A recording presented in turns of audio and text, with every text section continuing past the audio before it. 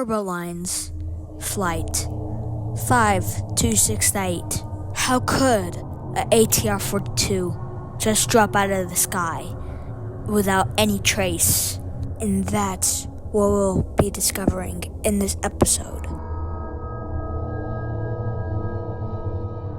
Flight 5628 was a stopover flight from Chicago to Nevada, then its final destination to Tennessee. The aircraft was an 11-year-old ATR-42. The aircraft was originally from Turbojet, which went defunct a couple years ago. There were only 2 crew members in the cockpit. The captain was Louis Arnold, a 48-year-old who had 4,000 hours on the ATR. The first officer was Stephen Gomez, a 31-year-old who only had 1,000 hours in the ATR, not really being familiar with the aircraft. There were only 38 passengers on board the ATR flight. Turbolines has had some questionable reputation for its crashes, but still remains to this operation on this day. Then, at 11 p.m., the plane starts the taxi to runway 25R. It was December 20th, 2011. The Christmas hype was overboard for this season. On this flight, there was an off-duty pilot who was a former pilot for Turbojet, which once I said went defunct a couple of years ago. Turbojet went defunct a couple of years ago, which emerged with Turbolines. Now the main reason Turbojet went defunct was because they underpaid their staff, which they all quit from the airline, and the airline had no workers, which then it admitted bankruptcy. This quote-unquote gold livery was made 2 months ago, and it was put on the new ATR planes they purchased a while back.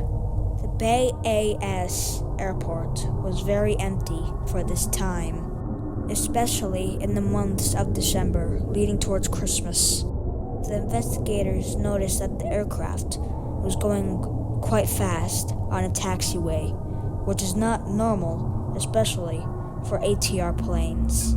The estimated speed was about 40 kts, known as knots. Once the plane was on the runway, the crew set up extra steps for takeoff roll. At 4 minutes into the CVR, the co-pilot would say, "Toga," which meant full power.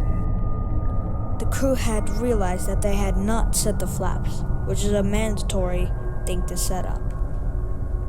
Then a couple of minutes later, they would set the flaps and alignment on the runway again. As the plane was gathering speed, the plane would still continue its takeoff roll, and then it would eventually rotate, twisting and turning a lot after its rotation, which is abnormal. This flight was delayed by 40 minutes. The gear would retract, and the airplane would settle down. As the co-pilots and pilots would ascend to its cruising altitude. The weather was pretty clear overall. The plane would twist and turn once again, and then suddenly the throttle would decrease, and the plane would start to pitch up. The plane would stall, and it would drop quickly from the skies as the crew tries to recover from the stall. The plane quickly drops to only 1,000 feet as the crew twists and turns the plane to try to get into a nosedive, but unfortunately, the plane crashes into the ocean.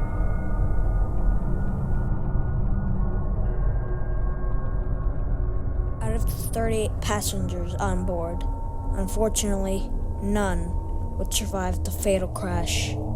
debris would wash on shore. As investigators would begin to discover clues of why this plane crashed. The pilots had discovered that instead that they were going to retract the flaps, the co-pilot accidentally somehow retracted the throttle.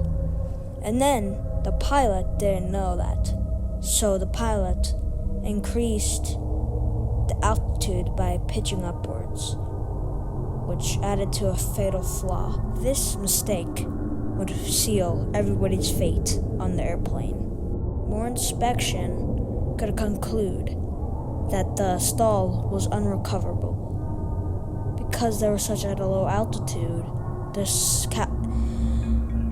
the recovery was just not possible. Black box was so damaged that it was the only thing we could recover from it.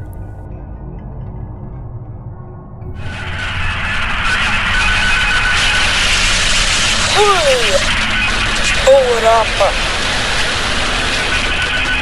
Roll up.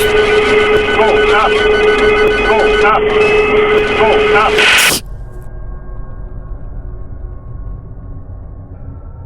And shortly after the crash, Turbolines would also go defunct.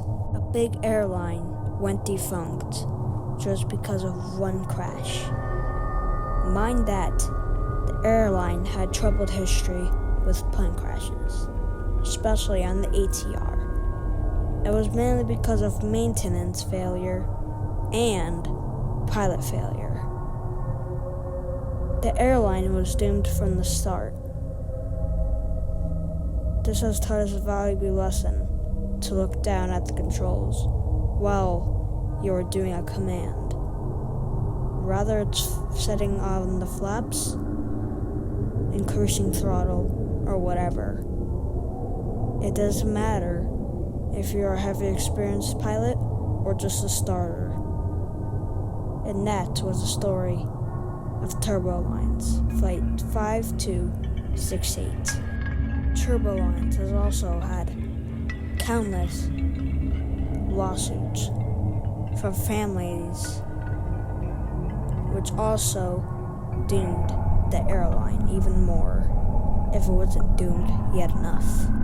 The main fault was pilot failure, which the co-pilot had made a fatal mistake, which he was the culprit of the crash.